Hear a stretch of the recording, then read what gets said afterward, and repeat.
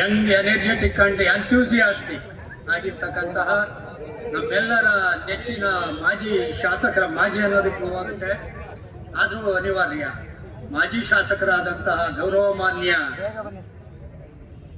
ಮಂಜುನಾಥ್ ಅವರೇ,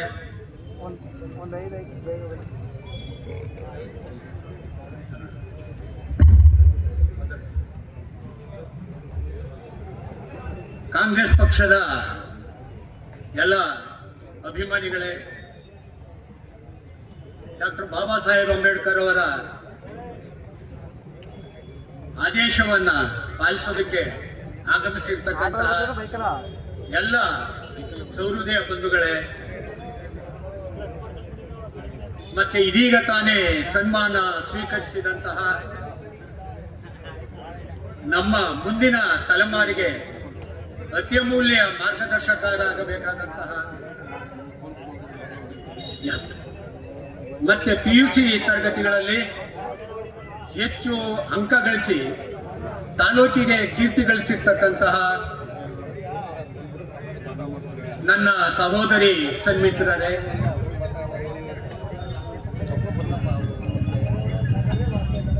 ನಿಮಗೆಲ್ಲ ಡಾಕ್ಟರ್ ಬಾಬಾ ಸಾಹೇಬ್ ಅಂಬೇಡ್ಕರ್ ಅವರ 135ನೇ ಜನ್ಮದಿನದ ಹಾರ್ದಿಕ ಶುಭಾಶಯಗಳನ್ನ ಹೇಳೋದಕ್ಕೆ ನನಗೆ ತುಂಬಾ ಸಂತೋಷ ಆಗ್ತಾ ಇದೆ.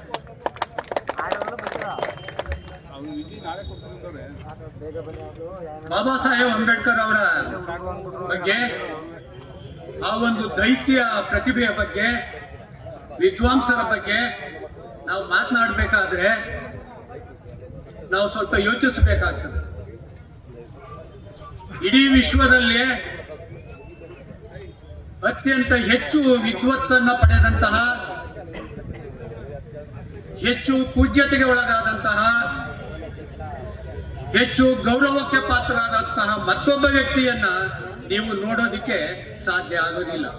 ಅದಕ್ಕೆ ಮುಂದೆ ಕೆಲವು ಉದಾಹರಣೆಗಳನ್ನ ಕೊಡ್ತೀನಿ ನಾನು. ಅವ್ರು ಹೇಗೆ ವಿಶ್ವಜ್ಞಾನಿ ಆದರು, ವಿಶ್ವರತ್ನ ಆದರು, ಅವರ ಬದುಕಿಯಾಗಿ ನಿಮ್ಗೆಲ್ಲ ಗೊತ್ತಿದೆ.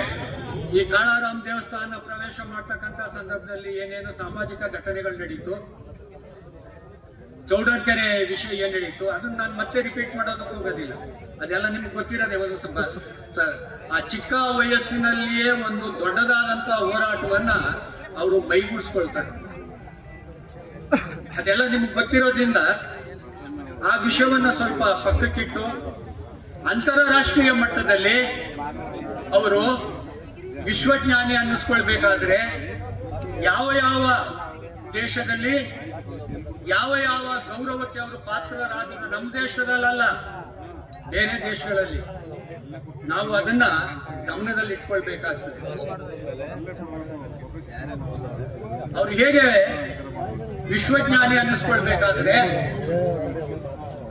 14/4/2016 ನೀವು ಜ್ಞಾಪಕ ಇಟ್ಕೊಳ್ಬೇಕು, ವಿಶ್ವಸಂಸ್ಥೆ ಒಂದು ನಿರ್ಣಯ ಮಾಡುತ್ತೆ. 14/4/2016 ಅವರ ಜನ್ಮದಿನ ಅದು. ಆ ಜನ್ಮದಿನದಿಂದ ವಿಶ್ವಸಂಸ್ಥೆ ಒಂದು ನಿರ್ಣಯ ಮಾಡುತ್ತೆ.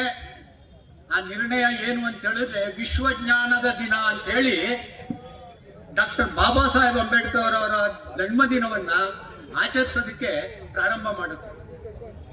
ವಿಶ್ವಜ್ಞಾನದ ದಿನ ಅಂತ ಹೇಳಿ ವಿಶ್ವಸಂಸ್ಥೆ 14/4/2016 ಪ್ರಾರಂಭ ಮಾಡುತ್ತೆ. ಆ ಒಂದು ವಿಶ್ವಸಂಸ್ಥೆಯ ದಿನ, ಆ ಆಚರಣೆಯನ್ನು, ಅವರ ಜನ್ಮದಿನ ಆಚರಣೆ ಮಾಡಬೇಕಾದ್ರೆ ಡಾಕ್ಟರ್ ಬಾಬಾ ಸಾಹೇಬ್ ಅಂಬೇಡ್ಕರ್ ಅವರಿಗೆ ವಿಶ್ವಜ್ಞಾನಿ ಅನ್ನುವ ಬಿರುದನ್ನ ಕೊಡುತ್ತೆ. ಯಾವುದೋ ವಿಶ್ವಸಂಸ್ಥೆ. ನಾವು ಅವರ ವ್ಯಕ್ತಿತ್ವ, ಅವರ ಗುಣ ಎಲ್ಲವನ್ನು ಕೂಡ ಅರ್ಥ ಮಾಡ್ಕೊಂಡು ತುಂಬಾ ಕಷ್ಟ. ಅವ್ರು ಸಾಮಾನ್ಯವಾದ ವ್ಯಕ್ತಿ ಅಲ್ಲ. ಅವ್ರ ಸಂವಿಧಾನವನ್ನ ಅರ್ಥ ಮಾಡ್ಕೊಳ್ತಕ್ಕಂಥದ್ದು, ಬಾಬಾ ಸಾಹೇಬ್ ಅಂಬೇಡ್ಕರ್ ಅವರನ್ನು ಅರ್ಥ ಮಾಡ್ಕೊಳ್ತಕ್ಕಂಥದ್ದು ಅಷ್ಟು ಸುಲಭವಾದ ಸಂಗತಿ ಅಲ್ಲ. ಅದಕ್ಕೆ ನಮ್ಮ ಮನಸ್ಸು ಸಿದ್ಧವಾಗಿರ್ಬೇಕು, ನಾವು ಪೂರ್ವ ಸಿದ್ಧತೆಯನ್ನ ಮಾಡ್ಕೊಳ್ಬೇಕು.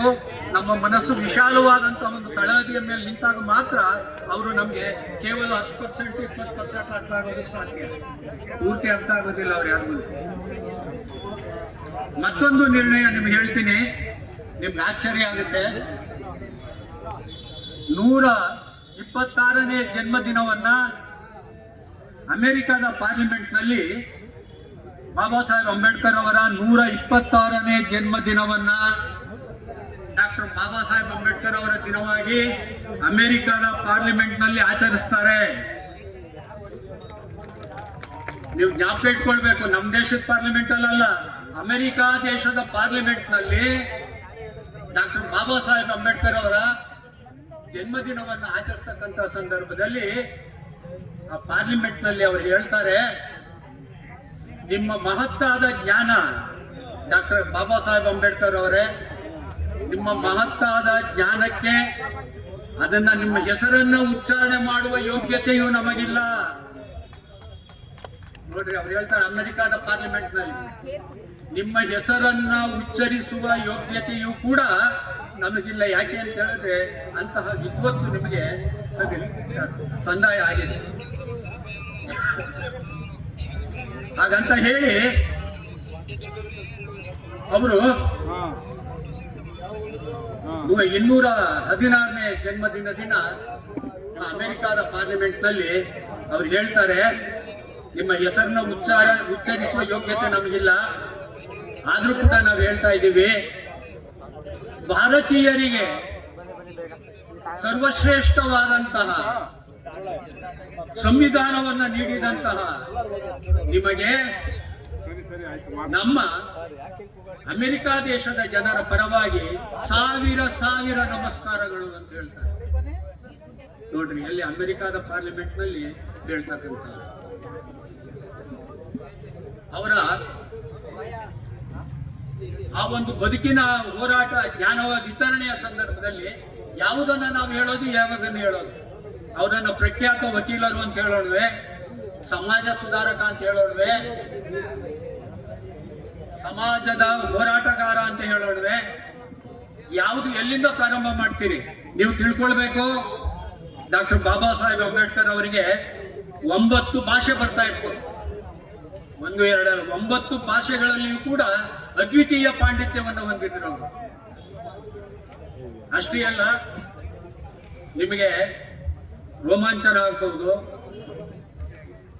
64 ಭಾಷೆಗಳಲ್ಲಿ ಅವರು ಪಾಂಡಿತ್ಯವನ್ನು ಹೊಂದಿದ್ರು. 1, 2 ಭಾಷೆ ಅಲ್ಲ, ಅದು ಅರ್ಥಶಾಸ್ತ್ರ ಆಗಿರ್ಬಹುದು, ನ್ಯಾಯಶಾಸ್ತ್ರ ಆಗಿರ್ಬಹುದು, ಬೇರೆ ಎಲ್ಲ ಶಾಸ್ತ್ರಗಳನ್ನು ಕೂಡ ಅವರು ಕರಗತ ಮಾಡ್ಕೊಂಡಿದ್ರು. ಅಷ್ಟೇ ಅಲ್ಲ, ಅಥೆಂಟಿಕೇಟೆಡ್ ಆಗಿ ಹೇಳ್ತಕ್ಕಂಥ ಶಕ್ತಿ ಅವ್ರಿಗಿತ್ತು. ನೀವು ಯಾವುದೇ ವಿಷಯ ಕೇಳ್ರಿ, 64 ವಿಷಯಗಳಲ್ಲಿ ವಿದ್ವಾಂಸತನವನ್ನ ಪಡಿತಕ್ಕಂಥದ್ದು ಸಾಮಾನ್ಯವಾದ ವಿಚಾರನ ಅದು. ಅದಕ್ಕೋಸ್ಕರಲೇ ಅವರನ್ನ ವಿಶ್ವಜ್ಞಾನಿ ಅಂತ ಹೇಳಿ ಕರೆದಿದ್ರು. ನಿಮಗೆ 2 ವಿಚಾರಗಳನ್ನ ನಾನು ಮನವರಿಕೆ ಮಾಡಿಕೊಂಡೆ. ಅವರ ಶಕ್ತಿ ಸಾಮರ್ಥ್ಯ ಹೇಗಿತ್ತು, ಅವರು ಹೇಗೆ ದೇಶಭಕ್ತರಾಗಿದ್ರು, ಅವರ ಮನಸ್ಸು ಯಾವಾಗಲೂ ಕೂಡ 24 ಗಂಟೆ 365 ದಿವಸವೂ ಕೂಡ ದಲಿತರ ಮತ್ತೆ ಶೋಷಿತರ ದಮನಿತರ ಪರವಾಗಿಯೇ ಹೇಗೆ ಅವರು ಅವರ ಬದುಕಿನುದ್ದಕ್ಕೂ ಕೂಡ ಹೋರಾಟ ಮಾಡ್ಕೊಂಡು ಬಂದರು ಅನ್ನೋದನ್ನ ನಿಮ್ಗೆ ಕೆಲವು ಉದಾಹರಣೆಗಳನ್ನ ಕೊಡೋದಕ್ಕೆ ಇಷ್ಟಪಡ್ತೀನಿ. ಒಂದ್ಸಾರಿ ಬಾಂಬೆ ಕೋರ್ಟ್ನಲ್ಲಿ 46 ಜನ ಅಪರಾಧಿಗಳ ಒಂದು ವಿಚಾರಣೆ ನಡೀತಾ ಇರುತ್ತೆ. ಅವ್ರಿಗೆಲ್ಲ ಗಲ್ಲು ಶಿಕ್ಷೆ ಆಗಿರುತ್ತೆ. ಡಾಕ್ಟರ್ ಬಾಬಾ ಸಾಹೇಬ್ ಅಂಬೇಡ್ಕರ್ ಅವರು ವಾದ ಮಾಡ್ತಾ ಇರ್ತಾರೆ. ಜಡ್ಜ್ ಕೂತಿದ್ದಾರೆ, ವಿದೇಶದ ಜಡ್ಜ್ ಅವರು, ನಮ್ಮ ದೇಶದವರಲ್ಲ. ಕುಳಿತಿರ್ತಕ್ಕಂಥ ಸಂದರ್ಭದಲ್ಲಿ ಇವರು ವಾದ ಮಾಡ್ತಾ ಇದ್ದಾರೆ. 46 ಜನಕ್ಕೆ ಗಲ್ಲು ಶಿಕ್ಷೆಗೆ ಹಾಜರಾಗಿರುತ್ತೆ. ಬಾಬಾ ಸಾಹೇಬ್ ಅಂಬೇಡ್ಕರ್ ಅವರು ವಾದ ಮಾಡ್ತಾ ಇರ್ತಾರೆ. ಮಾಡ್ತಕ್ಕಂಥ ಸಂದರ್ಭದಲ್ಲಿ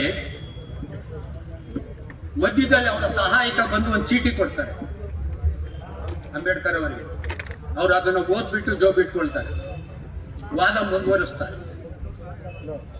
ಊಟದ ಸಮಯ ಆಗುತ್ತೆ. ಜಡ್ಜ್ ಅವ್ರು ಹೇಳ್ತಾರೆ, ಅವ್ರ ಚೇಂಬರ್ಗೆ ಹೋಗ್ತಾರೆ ಜಡ್ಜು. ಊಟದ ಸಮಯ ಆದ್ಮೇಲೆ ನೀವೆಲ್ಲ ಊಟ ಮಾಡ್ಕೊಂಡು ಬನ್ನಿ, ಪುನಃ ವಾದ ಶುರು ಮಾಡೋಣ ಅಂತ ಹೇಳಿರ್ತಾರೆ. ಆ ಸಮಯದಲ್ಲಿ ಅಂಬೇಡ್ಕರ್ ಅವರನ್ನ ಜಡ್ಜ್ ತಮ್ಮ ಚೇಂಬರ್ಗೆ ಕರೆಸ್ತಾರೆ. ನೋಡಿ, ನೀವು ವಾದ ಮಾಡೋ ಸಂದರ್ಭದಲ್ಲಿ ಯಾರೋ ಒಂದು ಚೀಟಿ ತಂದ್ಕೊಟ್ರು, ಆ ಚೀಟಿನ ಏನಿತ್ತು ಅದ್ ನೋಡ್ಬಿಟ್ಟು ನೀವು ಜೋಬ್ ಹಾಕೊಂಡ್ರಲ್ಲ, ನಾನು ಹೇಳಿ ಅಂತ ಹೇಳ್ತಾರೆ. ನಿಮ್ಗೆ ಆಶ್ಚರ್ಯ ಆಗ್ಬೋದು, ದುಃಖ ಆಗ್ಬೋದು, ಎಂತಹ ಮಹಾತ್ಮ ಆತ. ಅವ್ರು ಹೇಳ್ತಾರೆ, ಸ್ವಾಮಿ ನನ್ನ ಹೆಂಡತಿ ತೀರ್ಪು ಬಿಟ್ಟಿದ್ದಾಳೆ. ಆ ಜಡ್ಜ್ಗೆ ಆಘಾತ ಆಗುತ್ತೆ. ಅಯ್ಯೋ ಮಾರಾಯ, ಏನ್ ಮಾಡ್ತಾ ಇದೀಯ ಇಲ್ಲಿ ನೀನು, ಮೊದಲು ಮನೆಗೆ ಹೋಗು. ಇಂತಹ ದುಃಖದ ಸಂಕಟದ ಸಂದರ್ಭದಲ್ಲಿ ನಿನ್ನ ಹೆಂಡತಿ ಸತ್ತೋಗಿದ್ರು ಕೂಡ ನೀನು ವಾದ ಮಾಡ್ತಾ ನಿಂತಿದೀಯಲ್ಲ, ನಿನ್ನ ಆತ್ಮ ಶಕ್ತಿ ಎಂಥದ್ದಯ್ಯ. ಆಗ ಅಂಬೇಡ್ಕರ್ ಅವ್ರು ಹೇಳ್ತಾರೆ, ಈಗ ನಾವು ದೇಶಭಕ್ತರು ಅಂತೇಳಿ ಬೊಬ್ಬೆ ಆಗ್ತಾರಲ್ಲ, ಅವ್ರು ಪಾಠ ಕಲಿಬೇಕು ಅವರಿಂದ. ಅಂಬೇಡ್ಕರ್ ಅವ್ರು ಹೇಳ್ತಾರೆ, ನೋಡಿ ಸ್ವಾಮಿ, ನಾನು ಹೆಂಡತಿ ಸತ್ತೋಗಿದ್ದಾಳೆ, ನಾನು ಪುನಃ ಅವಳನ್ನ ಜೀವ ತರೋದಕ್ಕಾಗೋದಿಲ್ಲ. ಆಗ ನಾನು ಪ್ರಯತ್ನ ಪಟ್ರೆ, ನೀವು ಮನಸ್ಸು ಮಾಡಿದ್ರೆ ಈ 46 ಜನ ಇದಾರಲ್ಲ, ಗಲ್ಲು ಶಿಕ್ಷೆಗೆ ಒಳಗಾಗಿರೋ ಅವ್ರ ಜೀವ ಉಳಿಸ್ತಾರೆ. ನೋಡ್ರಿ, ಎಂತಹ ದೊಡ್ಡತನ, ಎಂತಹ ಕಾಳಜಿ, ಎಂತಹ ಮಹಾತ್ಮರು ಅವರು. ಅಂತವ್ರು ನಾವು ಹಿಂದೆ ನೋಡ್ಲಿಲ್ಲ, ಮುಂದೆ ಹೋಗ್ತಾರೆ ಏನೋ ಗೊತ್ತಿಲ್ಲ. ಆಗ ಜಡ್ಜು ಹೇಳ್ತಾರೆ, ನಿನ್ನ ದೇಶಭಕ್ತಿಗೆ ನಾನು ಮೆಚ್ಚಿದ್ದೀನಿ, ನಿನ್ನಂತಹ ಒಳ್ಳೆ ಲಾಯರನ್ನ ನಾನು ನೋಡ್ಲಿಲ್ಲ. ದೇಶಕ್ಕೋಸ್ಕರ ಎಂತ ತ್ಯಾಗ, ನಿನ್ನ ಹೆಂಡತಿ ಸತ್ತೋಗಿದ್ರು ಕೂಡ ಅವ್ರ ಪ್ರಾಣ ಉಳಿಸೋದಿಕ್ಕೆ, ಆ ಸ್ವಾತಂತ್ರ್ಯ ಹೋರಾಟಗಾರರ ಪ್ರಾಣ ಉಳಿಸೋದಿಕ್ಕೆ ನೀನು ಪ್ರಯತ್ನ ಮಾಡ್ತಾ ಇದ್ದೀಯಲ್ಲ, ಎಂತಹ ಮಹಾತ್ಮನಪ್ಪ ನೀನು. ನಾನು ಆ 46 ಜನರಿಗೂ ಕೂಡ ಆ ಗಲ್ಲು ಶಿಕ್ಷೆಯಿಂದ ಮುಕ್ತಿ ಮಾಡ್ತೀನಿ, ಹೋಗು, ಸಮಾಧಾನವಾಗಿ. ನೋಡ್ರಿ, ಅಂತ ಅದ್ಭುತವಾದ ತ್ಯಾಗಜೀವಿ ಅವರು ಅನ್ನೋದಕ್ಕೆ ಒಂದು ಉದಾಹರಣೆ ನಿಮಗೆ. ಇನ್ನೊಂದು ಉದಾಹರಣೆ ಕೊಡ್ತೀನಿ. ಬಾಂಬೆಯಲ್ಲಿ ಅವ್ರು ಇರ್ತಾರೆ, ಅವ್ರ ಹೆಂಡತಿ ರಮಾಬಾಯಿ ಅವ್ರು ಕರ್ಕೊಂಡು ನಾಟಕ ನೋಡೋದಕ್ಕೆ ಅಂತ ಹೋಗ್ತಾರೆ. ಅಂಬೇಡ್ಕರ್ ಅವರು ಯಾತಕ ನಾಟಕ ನೋಡೋದಕ್ಕೆ ಹೋಗ್ತಾರೆ ಅಂತ ಹೇಳಿದ್ರೆ, ಬಾಂಬೆ ತುಂಬಾ ಮಹಾರಾಷ್ಟ್ರ ನಾಟಕ ಇದೆಲ್ಲ ತುಂಬಾ ಪ್ರಸಿದ್ಧವಾದಂತಹ ಕ್ಷೇತ್ರ ಅದು ಆಗಿನ ಕಾಲದಲ್ಲಿ. ಆ ನಾಟಕ ಇದೆಯಲ್ಲ, ಅದು ಅಸ್ಪೃಶ್ಯರ ಸಮಸ್ಯೆಯನ್ನ ಕುರಿತಂತಹ ನಾಟಕ. ಡಾಕ್ಟರ್ ಬಾಬಾ ಸಾಹೇಬ್ ಅಂಬೇಡ್ಕರ್ ಏನ್ ಮಾಡ್ತಾರೆ, ಏನು ಅಸ್ಪೃಶ್ಯರಿಗೆ ಸಂಬಂಧಪಟ್ಟಂತಹ ನಾಟಕ ಇದು, ಹೋಗಿ ನೋಡೋಣ ಅಲ್ಲಿ ಏನೇನ್ ಮಾಡ್ತಾರೆ ಅಂತ ಹೇಳಿ. ಮುಂದಿನ ಸೀಟ್ನಲ್ಲೇ ಕುಳಿತಿರ್ತಾರೆ ಅವ್ರ ಹೆಂಡತಿಯವರಿಬ್ರು. ನಾಟಕ ಪ್ರಾರಂಭ ಆಗುತ್ತೆ. ಆ ನಾಟಕದ ಪಾತ್ರಧಾರಿ ಒಬ್ಬ ಬರ್ತಾನೆ. ಹಿಂದಿನ ಕಾಲದ ಒಬ್ಬ ಅಸ್ಪೃಶ್ಯ ದಾರಿನಲ್ಲಿ ಹೋಗ್ಬೇಕಾದ್ರೆ ಎಷ್ಟೊಂದು ಹಿಂಸೆ, ನೋವು, ಸಂಕಟ, ಅಪಮಾನವನ್ನು ಅನುಭವಿಸ್ತಾ ಇದ್ದ ಅನ್ನೋದನ್ನ ಪ್ರದರ್ಶನ ಮಾಡ್ತಕ್ಕಂತಹ ವ್ಯಕ್ತಿ. ಅವನೇನ್ ಮಾಡ್ತಾನೆ, ಬರ್ತಾನೆ ಸ್ಟೇಜ್ ಮೇಲೆ ಬಂದ್ಬಿಟ್ಟು ಆಗಿನ ಕಾಲದ ಪರಿಕರಗಳಾಗಿರ್ತಕ್ಕಂತಹ ನಾಟಕದಲ್ಲಿ ಈ ಕತ್ತಿಗೆ ಒಂದು ಮಟ್ಕೆ ಕಟ್ಕೊಂಡಿರ್ಬೇಕು, ಸೊಂಟಕ್ಕೆ ಒಂದು ಈ ಕಸ್ಪರ್ಕೆ ಕಟ್ಕೊಂಡಿರ್ಬೇಕು. ಅವನು ಅವೆರಡೂ ಕಟ್ಕೊಂಡಿರೋದಿಲ್ಲ, ಸುಮ್ಮನೆ ಬಾಯಿ ಮಾತಿನಲ್ಲಿ ಅದನ್ನ ತೋರ್ತಾ ಇರ್ತಾನೆ, ಏನು ಆಂಗಿಕವಾಗಿ ಅಭಿನಯ ಮಾಡ್ತಾ ಇರ್ತಾನೆ. ಇವ್ರಿಗೆ ಆಶ್ಚರ್ಯ ಆಗಿತ್ತ ಅಂಬೇಡ್ಕರ್ ಅವರಿಗೆ.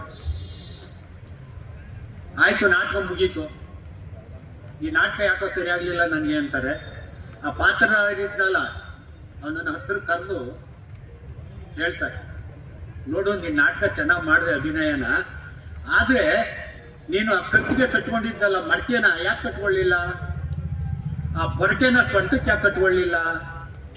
ಅವೆರಡನ್ನು ನೀನು ಮಾಡಿದ್ರೆ ನೋಡುಗರ ಮನಸ್ಸಿಗೆ ವೇದನೆ ಆಗ್ತಾ ಇತ್ತು. ಅಷ್ಟು ಜನದಲ್ಲಿ ಒಂದು 10 ಜನರ ಮನಸ್ಸಿನಲ್ಲಾದರೂ ಕೂಡ ಸಂಕಟ, ನೋವು ಪ್ರತಿಬಿಂಬವಾಗ್ತಾ ಇತ್ತು. ಯಾಕಪ್ಪ ನೀನು ಮಾಡಲಿಲ್ಲ ಅಂದ್ರೆ ಆ ವ್ಯಕ್ತಿ ಹೇಳ್ತಾನೆ, ನಾಟಕದ ಪಾತ್ರಧಾರಿ, ರೇ ಸ್ವಾಮಿ, ನಾನು ನಿಮ್ಮ ಜಾತಿಯವನಲ್ಲ, ನಾನ್ಯಾಕೆ ಅವೆಲ್ಲ ಕಟ್ಕೊಳ್ಳಿ, ನನಗೆ ಈ ನಾಟಕದಲ್ಲಿ ಕೊಡೋ ದುಡ್ಡು ಮುಖ್ಯ. ಆಗ ಅಂಬೇಡ್ಕರ್ ಅವರು ತುಂಬಾ ಸಂಕಟದಿಂದ ಅವ್ರಿಗೆ ಹೇಳ್ತಾರೆ, ನೀವು ಜ್ಞಾಪಕ ಇಟ್ಕೊಳ್ಬೇಕು, ಅಲ್ಲ ಕಣೆಯ ಪಾತ್ರಧಾರಿ, ನೀನು 5 ನಿಮಿಷ ಸ್ಟೇಜ್ ಮೇಲೆ ಕಟ್ಕೊಂಡು ಪ್ರದರ್ಶನ ಮಾಡೋದಕ್ಕೆ ನಿನಗೆ ಆಗಲಿಲ್ಲ. 100 ವರ್ಷಗಳಿಂದ, ಶತಮಾನಗಳಿಂದ ಅದನ್ನು ಅನುಭವಿಸ್ಕೊಂಡು ಬಂದಿದಾರಲ್ಲ, ಅವ್ರ ಮನಸ್ಸಿಗೆ ಏನಾಗ್ಬೇಕು? 5 ನಿಮಿಷ ನಿನ್ಗೆ ಆಗ್ಲಿಲ್ವಲ್ಲಯ್ಯ, 100 ವರ್ಷದಿಂದ ಅಹಿಂಸೆ ಅನುಭವಿಸಿದ್ದಾರೆ, ಅವ್ರ ಕಥೆ ಏನು? ಆಗ ಅಂಬೇಡ್ಕರ್ ಅವ್ರಿಗೆ ಮಾರ್ಗದರ್ಶನ ಮಾಡ್ತಾರೆ, ಈ ರೀತಿ ಮಾತಾಡಬಾರ್ದು ನೀನು, ನಿನ್ನ ಮಾತು ತುಂಬ ತೀಕ್ಷ್ಣವಾಯಿತು, ಹಂಗೆಲ್ಲ ನಡ್ಕೊಳ್ಬೇಡ ನೀನು, ಹೇಳೋದಿಲ್ಲ ಸ್ವಲ್ಪ ಸಮಾಧಾನವಾಗಿ ಹೇಳು ಅಂತ ಹೇಳಿ ಅವ್ರಿಗೆ ಮಾರ್ಗದರ್ಶನ ಮಾಡ್ತಾರೆ. ಅವನು ಅವ್ರ ಕಾಲು ಮುಟ್ಟಿ ನಮಸ್ಕಾರ ಮಾಡ್ಕೊಂಡು ತಪ್ಪಾಯಿತು ಸ್ವಾಮಿ ಅಂತ. ನೀವು ಇಂತಹ ಘಟನಾವಳಿಗಳಲ್ಲಿ ಅವರು ಯಾವ ರೀತಿ ನಡ್ಕೊಳ್ತಾ ಇದ್ರು ಅನ್ನೋದನ್ನ ನೀವು ಗಮನಿಸ್ತಾ ಹೋಗ್ಬೋದು. ಅವ್ರು ಹೇಳ್ತಾರೆ,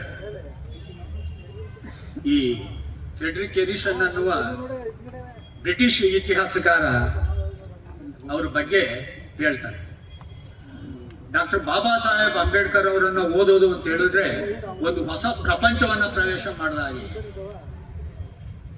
ಅವರನ್ನು ಓದ್ಬೇಕಾದ್ರೆ ನಮ್ಮ ಮನಸ್ಸು ತುಂಬಾ ಹರಿತವಾಗಿರ್ಬೇಕು, ಶಾರ್ಪ್ ಆಗಿರ್ಬೇಕು. ಎಲ್ರಿಗೂ ಅರ್ಥ ಆಗೋದಿಲ್ಲ ಅವರು ಅಂಬೇಡ್ಕರ್ ಅವರು. ಎಷ್ಟು ಚೆನ್ನಾಗಿ ಅವನು ಇತಿಹಾಸ, ತುಂಬಾ ಪ್ರಸಿದ್ಧ ಇತಿಹಾಸಕಾರ ಇಂಗ್ಲೆಂಡ್ ಅವನು ಹೇಳ್ತಾನೆ. ಅಮರ್ತ್ಯ ಸೇನ್ ಇದಾರಲ್ಲ, ನೊಬೆಲ್ ಪ್ರೈಸ್ ಪಡೆದವರು, ನೊಬೆಲ್ ಪ್ರೈಸ್ ಪಡೆದಂತಹ ಜ್ಞಾನಿ ಅವರು, ಅರ್ಥಶಾಸ್ತ್ರದಲ್ಲಿ ಅವ್ರಿಗೆ ನೊಬೆಲ್ ಪ್ರೈಸ್ ಬರ್ತದೆ. ಅವ್ರು ಹೇಳ್ತಾರೆ, ನನ್ನ ಅರ್ಥಶಾಸ್ತ್ರದ ಮುಖ್ಯ ಪ್ರವರ್ತಕರು ಯಾರು ಅಂತ ಹೇಳಿದ್ರೆ ನನಗೆ ನೊಬೆಲ್ ಪ್ರೈಸ್ ಬರೋದಕ್ಕೆ ಮುಖ್ಯ ಕಾರಣಕರ್ತರು ನಾನು ಆದ್ಯಂತ ಡಾಕ್ಟರ್ ಬಾಬಾ ಸಾಹೇಬ್ ಅಂಬೇಡ್ಕರ್ ಅವರ ಅರ್ಥಶಾಸ್ತ್ರವನ್ನು ಅಧ್ಯಯನ ಮಾಡಿದ್ದರಿಂದಲೇ ನನಗೆ ಈ ಜ್ಞಾನಪೀಠ ಪ್ರಶಸ್ತಿ ಬಂತು ಅರ್ಥಶಾಸ್ತ್ರದಲ್ಲಿ ಅಂತೇಳಿ. ಅಂತಹ ದೊಡ್ಡ ವಿದ್ವಾಂಸರು ಅವರು. ಹೀಗೆ ಈ ಬರಾಕ್ ಒಬಾಮಾ ಇದಾನಲ್ಲ, ಅಮೆರಿಕದ ಮಾಜಿ ಅಧ್ಯಕ್ಷರು, ಅವ್ರು ಹೇಳ್ತಾರೆ, ನಾನು ಯಾರನ್ನು ನೋಡ್ಲಿಲ್ಲ ಅಂಬೇಡ್ಕರ್ ಅವ್ರ ರೀತಿ, ವಿಶ್ವ ಮಾನವ ಹಕ್ಕುಗಳ ಹೋರಾಟಗಾರ ಅಂಬೇಡ್ಕರ್ ಅಂತ ಹೇಳ್ತಾರೆ. ನಮ್ಮ ದೇಶದ ಹೋರಾಟಗಾರ ಅಷ್ಟೇ ಅಲ್ಲ, ಅವರು ವಿಶ್ವ ಮಾನವ ಹಕ್ಕುಗಳ ಹೋರಾಟಗಾರ ಡಾಕ್ಟರ್ ಬಾಬಾ ಸಾಹೇಬ್ ಅಂಬೇಡ್ಕರ್ ಅವರು ಅಂತ ಹೇಳ್ತಾರೆ. ವೆಂಕಟಾಚಲಯ್ಯನವರು ನೀವೆಲ್ಲ ಹೆಸರು ಕೇಳಿದ್ದೀರಿ, ಮಾಜಿ ನ್ಯಾಯ ಲೋಕಾಯುಕ್ತ. ಅವರು ತಮ್ಮ ಜೀವನ ಚರಿತ್ರೆಯಲ್ಲಿ ಬರ್ಕೊಳ್ತಾರೆ, ಅಂಬೇಡ್ಕರ್ ಹೆಸರನ್ನ ನಮೂದಿಸ್ತಾರೆ.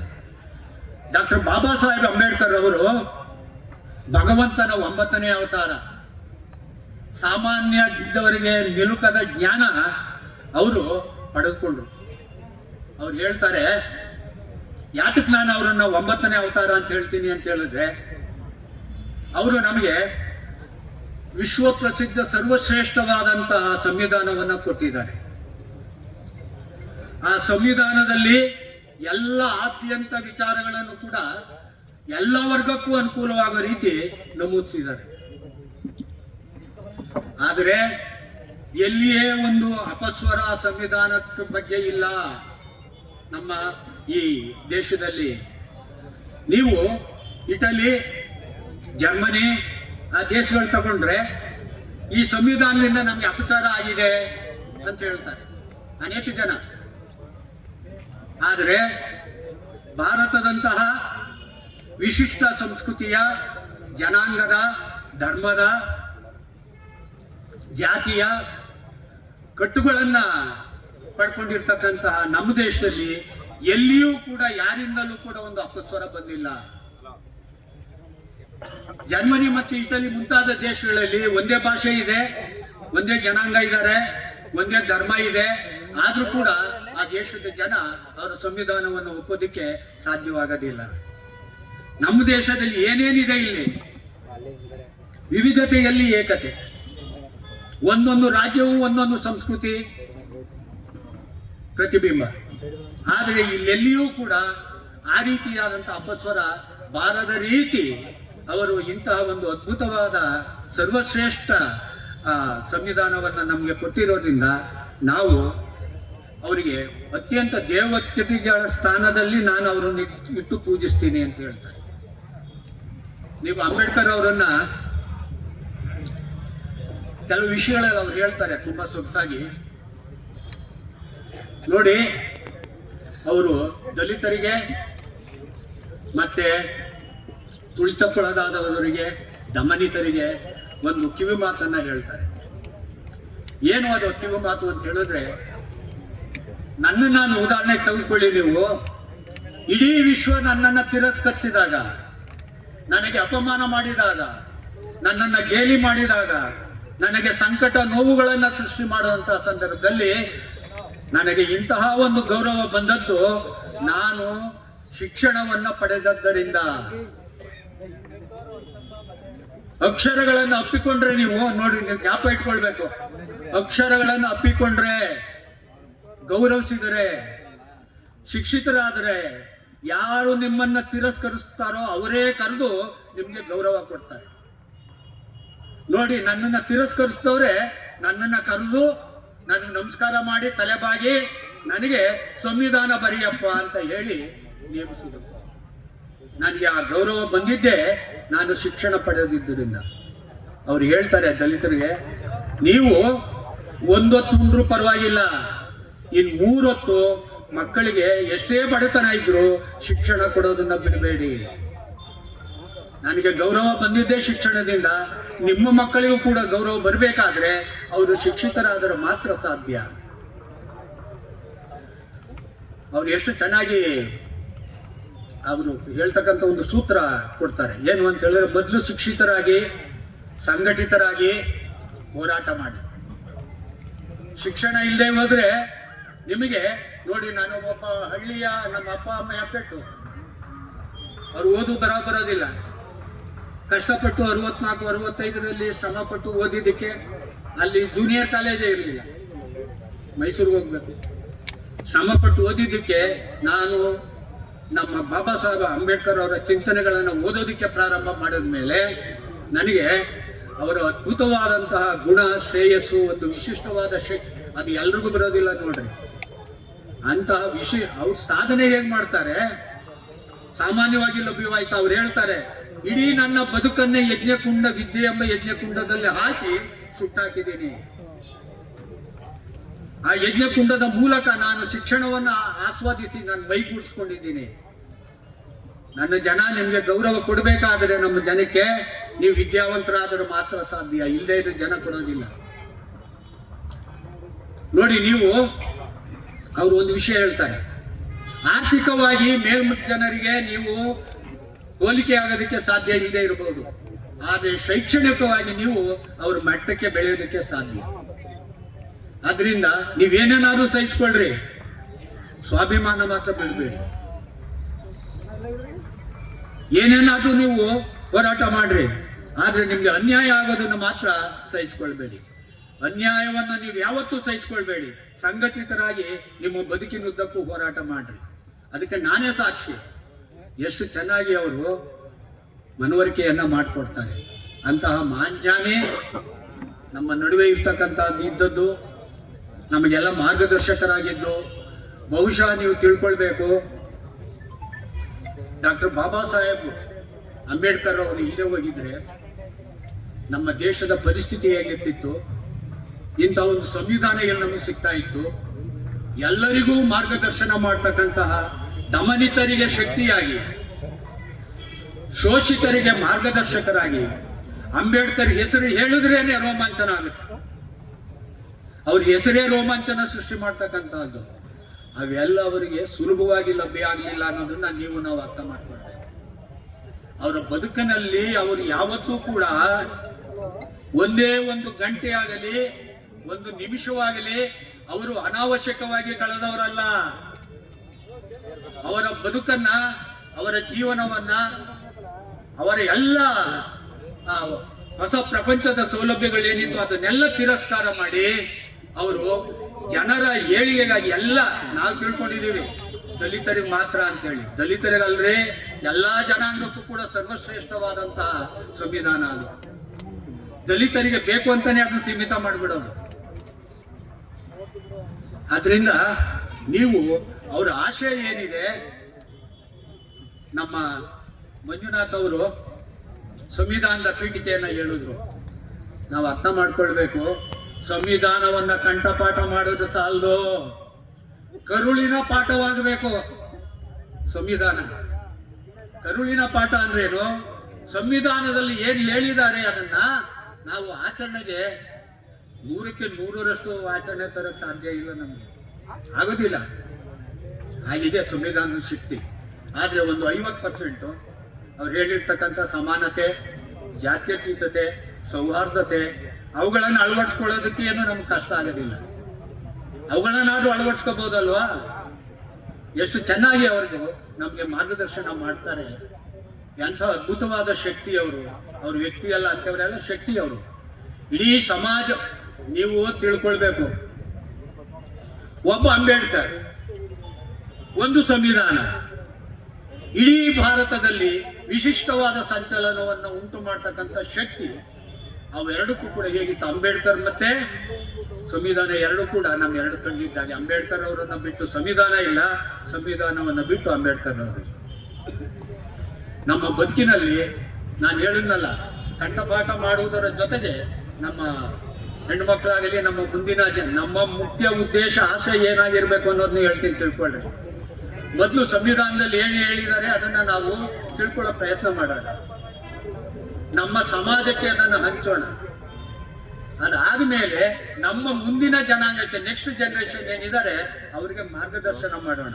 ನಮ್ದೇ ಇಂಥದ್ದು ಒಂದು ಸಂವಿಧಾನ ಇದೆಯಪ್ಪ, ಇಂಥ ಪುಣ್ಯಾತ್ಮರು ಕೊಟ್ಟಿದ್ದಾರೆ, ಅದರಲ್ಲಿ ಇಂತಿಂಥದ್ದನ್ನೆಲ್ಲ ಅಳವಡಿಸಿದ್ದಾರೆ, ನೀವು ಅದನ್ನು ಉಪಯೋಗಿಸ್ಕೊಳ್ಳಿ, ಪ್ರಯೋಜನ ಪಡ್ಕೊಳ್ಳಿ. ಯಾಕೆಂದ್ರೆ ಕನ್ನಡದಲ್ಲಿ ಒಂದು ಮಾತಿದೆ, ಮಕ್ಕಳು ಮನುಜನ ತಂದೆ ಅಂತ. ಮಕ್ಕಳಿದಾರಲ್ಲ, ಸಾಮಾನ್ಯವಾದವರಲ್ಲ, ಪ್ರತಿಯೊಂದನ್ನು ಕೂಡ ನಮ್ಮ ಆ ಬುದ್ಧಿಶಕ್ತಿಯನ್ನ ನಮ್ಮ ದಿನನಿತ್ಯದ ಅದಕ್ಕೆ ಮಕ್ಕಳ ಮುಂದೆ ಸುಳ್ಳು ಹೇಳೋದು, ನಾಟಕ ಮಾಡೋದು, ಅವ್ಯವಹಾರ ಮಾಡೋದು, ಮೋಸ ಮಾಡೋದು, ಇದನ್ನೆಲ್ಲ ಮಾಡಕ್ಕೆ ಹೋಗ್ಬಾರ್ದು. ಆ ಚಿಕ್ಕ ಮಕ್ಕಳ ಮನಸ್ಸು ಒಂದು ಸ್ಪಂಜ್ ಇದ್ದಾಗೆ ಹೇಳ್ಕೊಂಡ್ಬಿಡುತ್ತೆ. ಅದರಿಂದ ಮಕ್ಕಳು ಮನುಜನ ತಂದೆ ಅಂತ ಹೇಳ್ತಾರೆ. ಮುಂದಿನ ಭವಿಷ್ಯಕ್ಕೆ ನಾವು ಕೊಡ್ತಕ್ಕಂಥ ಅವರ ಆಸ್ತಿ ಏನು ಅಂತ ಹೇಳಿದ್ರೆ, ಅಂಬೇಡ್ಕರ್ ಅವರು ನಮ್ಗೆ ಏನು ಮಾರ್ಗದರ್ಶನ ಮಾಡಿದಾರೋ ಅದನ್ನ ಅವರಿಗೆ ತಲುಪಿಸ್ಬೇಕು ನಾವು. ಆಗ ಅಂಬೇಡ್ಕರ್ ಅವರ ಆಶಯ ಈಡೇರೋದಕ್ಕೆ ಸಾಧ್ಯ. ಇಂತಹ ವರ್ಷಕ್ಕೊಂದ್ಸಾರಿ ಬರ್ತಕ್ಕಂಥ ಅವರ ಜನ್ಮದಿನದ ಈ ಒಂದು ಕಾರ್ಯಕ್ರಮಕ್ಕೆ ಅವ್ರ ಬಗ್ಗೆ ಎಷ್ಟು ಅಂತ ಹೇಳೋದು, 15-20 ದಿವಸ ಸೆಮಿನಾರ್ ಮಾಡ್ತಕ್ಕಂತಹ ವಿಷಯಗಳು ಅವರಲ್ಲಿದೆ.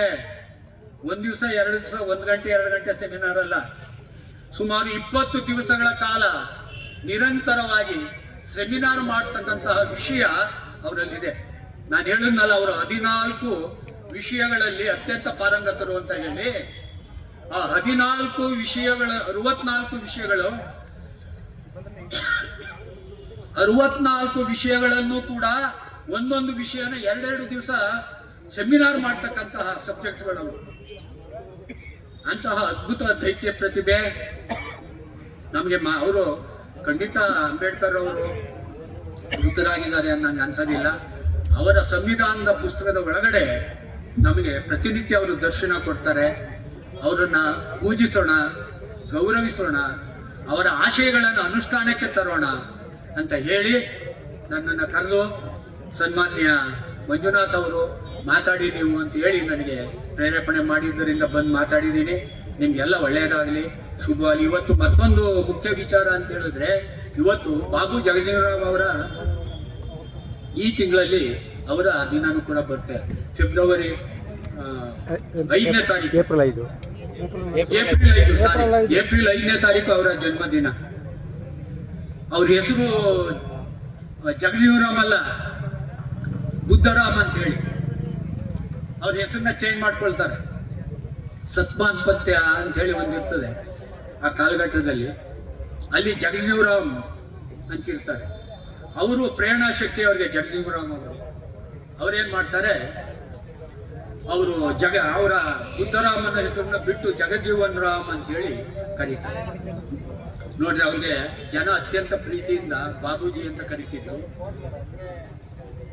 ಭಾರತ ರತ್ನ ನಮ್ಮ ಅಂಬೇಡ್ಕರ್ ಅವರನ್ನ ಬಾಬಾ ಸಾಹೇಬ್ ಅಂತೇಳಿ ಕರೀತಿದ್ರು. ಅವರಿಬ್ರು ಒಂದೇ ತಿಂಗಳಲ್ಲಿ ಹುಟ್ಟಿರ್ತಕ್ಕಂಥದ್ದು. ಅತ್ಯಂತ ವಿಶಿಷ್ಟವಾದ ದಿನ ತಿಂಗಳು. ಈ ತಿಂಗಳಲ್ಲಿ ಅವರು ತುಂಬಾ ಹಿಂಸೆ ಅವಮಾನ ಅನುಭವಿಸ್ತಾರೆ. ಹೈಸ್ಕೂಲ್ ಹೋಗ್ತಿರ್ತಾರೆ. ಅವರು ಹೋಗ್ತಿರ್ಬೇಕಾದ್ರೆ ಅಲ್ಲಿ 2 ಮಡಿಕೆಯಲ್ಲಿ ನೀರಿಟ್ಟಿರ್ತಾರೆ. ಒಂದು ಮಡಿಕೆ ಮುಸ್ಲಿಂ ಜನಾಂಗದವ್ರಿಗೆ, ಇನ್ನೊಂದು ಹಿಂದೂಗಳಿಗೆ. ಇವ್ರಿಗೆ ಬಾಯಾರಿಕೆ ಆಗುತ್ತೆ. ಜಗಜೀವರಾಮ್ ಅವ್ರಿಗೆ ಬಾಯಾರಿಕೆ ಆದಾಗ ಏನ್ ಮಾಡ್ತಾರೆ, ಆ ಹಿಂದೂ ಮಕ್ಕಳು ಕುಡಿತಿದ್ ನೀರನ್ನು ತೆಗೆದು ಕುಡಿದ್ಬಿಡ್ತಾರೆ. ಆಗ ಮಾಸ್ಟರ್ ಬರ್ತಾರೆ. ಮಾಸ್ಟರ್ಗೆ ಹುಡುಗರು ಹೋಗಿ ದೂರ ಹೇಳ್ತಾರೆ, ಅವ್ರು ಬಂದು ನೀರು ಕುಡಿದ್ಬಿಟ್ಟ ಆ ಬುದ್ಧರಾಮ ಅಂತೇಳಿ. ಆಗ ಅವ್ರ ಮಾಸ್ಟರ್ ಬಂದು ಯಾಕೆ ಅವ್ರು ಮಾಡಿದೆ ಅಂತ, ಯಾಕೆ ಮಾಡಿದೆ, ಅಲ್ಲಿ ನೀರಿತ್ತು ಕುಡ್ದೆ, ನೀರ್ಯಾಕೆ ಮಾಡಿದಿರಿ, ಅದು ಹಿಂದೂ ಮಕ್ಕಳು, ನಾನ್ಯಾರು? ಅವರೆಲ್ಲ ಹಿಂದೂ ಮಕ್ಕಳು ಸರಿ, ಅವ್ರು ಮುಸ್ಲಿಂ ಸರಿ, ನಾನ್ಯಾರು ಅಂತೇಳಿ ಆ ಮಡಕೆನ ಒಡೆದಾಕ್ಬಿಡ್ತಾರೆ. ಹೊಡೆದಾಕ ಮಾಸ್ಟರ್ ಹೇಳ್ತಾರೆ, ಆಯ್ತಪ್ಪ ನಾಳೆಯಿಂದ ಆ ಮಕ್ಳಿಗೆ ನಾನು ಮನವರಿಕೆ ಮಾಡ್ಕೊಡ್ತೀನಿ, ನೀನು ಹಿಂದೂಗಳು ಇರ್ತಕ್ಕಂಥ ಮಡಿಕೆನಲ್ಲೇ ನೀರು. ಅವರು ಅತ್ಯಂತ ಅದ್ಭುತವಾದ ವ್ಯಕ್ತಿ, ತುಂಬಾ ಸಾಧನೆ ಮಾಡಿದವರು. ಹಸಿರು ಕ್ರಾಂತಿ ಹರಿಕಾರ ಅಂತ ಹೇಳಿ ಅವ್ರು ಕರೀತಾರೆ. ಮತ್ತಷ್ಟೇ ಅಲ್ಲ, ಬಾಂಗ್ಲಾ ವಿಮೋಚನೆಗೆ ಆದಂತಹ ಸಂದರ್ಭದಲ್ಲಿ ಬಾಬು ಜಗಜೀವರಾಮ್ ಅವರು ಹೋಮ್ ಮಿನಿಸ್ಟರ್ ಆಗಿರ್ತಾರೆ, ಸೆಂಟ್ರಲ್ ಹೋಮ್ ಮಿನಿಸ್ಟರ್. ನೀವು ಒಂದು ವಿಷಯ ತಿಳ್ಕೊಳ್ರಿ, ರೆಕಾರ್ಡ್ ಇದು, 50 ವರ್ಷ ಅವರು ಪಾರ್ಲಿಮೆಂಟ್ ಮೆಂಬರ್ ಆಗಿರ್ತಾರೆ, 50 ವರ್ಷನೂ ಮಿನಿಸ್ಟ್ರು. ಬಾಬು ಜಗಜೀವರಾಮ್ ಅವರು 50 ವರ್ಷನೂ ಮಿನಿಸ್ಟ್ರು. ತುರ್ತು ಪರಿಸ್ಥಿತಿ ಸಮಯದಲ್ಲಿ ಹೊರಗಡೆ ಬಂದ್ಬಿಟ್ಟು ಬೇರೆ ಪಕ್ಷನೇ ಕಟ್ಬಿಡ್ತಾರೆ, ಡೆಮೊಕ್ರೆಟಿಕ್ ಕಾಂಗ್ರೆಸ್ ಡೆಮೊಕ್ರೆಟಿಕ್ ಪಕ್ಷ ಅಂತ ಹೇಳಿ 40 ಜನ MP ಗೆಲ್ಲಿಸ್ಕೊಳ್ತಾರೆ ಜಗಜೀವರಾಮ್ ಅವರು. ಆಮೇಲೆ ಡೆಪ್ಯೂಟಿ ಪ್ರಧಾನಮಂತ್ರಿಗಳಾಗ್ತಾರೆ, ಉಪ ಪ್ರಧಾನಮಂತ್ರಿಗಳಾಗಿರ್ತಾರೆ. ಅವರಿಗೆ ನಮ್ಮ ಬಾಬಾ ಸಾಹೇಬ್ ಅಂಬೇಡ್ಕರ್ ಅವರಿಗೆ ಎಲ್ಲರಿಗೂ ಕೂಡ ಈ ಇಲ್ಲಿವರೆಗೆ ಆಗಿ ಹೋಗಿರ್ತಕ್ಕಂಥ ಎಲ್ಲಾ ಪ್ರೈಮ್ ಮಿನಿಸ್ಟರ್ಗಳಿಗಿಂತ ಅದ್ಭುತವಾದ ಪ್ರತಿಭೆ ಶಕ್ತಿ ಇದ್ರೂ ಕೂಡ ಅವ್ರಿಗೆ ಪ್ರಧಾನಮಂತ್ರಿ ಪಟ್ಟ ಸಿಕ್ಕಿದೆ. ಯಾರು ಹೋಲಿಸ್ಕೊಳ್ತೀರಿ ಡಾಕ್ಟರ್ ಬಾಬಾ ಸಾಹೇಬ್ ಅಂಬೇಡ್ಕರ್ನ ನೀವು? ಯಾವುದೇ ವಿಷಯದಲ್ಲಿ ಅವ್ರು ಸತ್ತಾಗ ಅವ್ರ ಜೋಬಲ್ಲಿ ಸೆಂಟ್ರಲ್ ಮಿನಿಸ್ಟರ್ ಆಗಿದ್ದವರು, ಕಾನೂನು ಮಂತ್ರಿ, ಬರೀ 300 ರೂಪಾಯಿ ಇತ್ತು. ಬರೀ 300 ರೂಪಾಯಿ ಅವ್ರ ಜೋಬು ಕೈ ಹಾಕಿದ್ರೆ ಶವ ಸಂಸ್ಕಾರ ಮಾಡೋದಕ್ಕೆ ದುಡ್ಡಿಲ್ಲ. ಎಂತಹ ಒಂದು ಅಂಥವ್ರು ಎಲ್ಲಿ ಸಿಗ್ತಾರೆ ನಿಮಗೆ? ಅಂತಹ ಪುಣ್ಯಾತ್ಮರನ್ನ ಸ್ಮರಿಸ್ತಕ್ಕಂತಹ, ಅವ್ರ ಮಾರ್ಗದರ್ಶನ ಮಾಡಿ ಹಾಕಿಕೊಟ್ಟಿರ್ತಕ್ಕಂತಹ ಈ ಒಂದು ಶುಭ ದಿನದಿಂದ ನಾವು ಅವರಿಗೆ ಆ ಗೌರವವನ್ನು ಸಲ್ಲಿಸಬೇಕಾದ್ರೆ ನಾನು ಹೇಳಿದಾಗೆ ಅವ್ರ ಮಾರ್ಗದರ್ಶನದಲ್ಲಿ ಏನು ಮಾಡಿ ಅದನ್ನು ಒಂದು 50% 20% ಅಳವಡಿಸ್ಕೊಳ್ಳೋಣ. ನಿಮ್ಗೆಲ್ಲ ಒಳ್ಳೇದಾಗಲಿ, ಶುಭವಾಗಲಿ. ಎಲ್ಲರಿಗೂ ನಮಸ್ಕಾರ.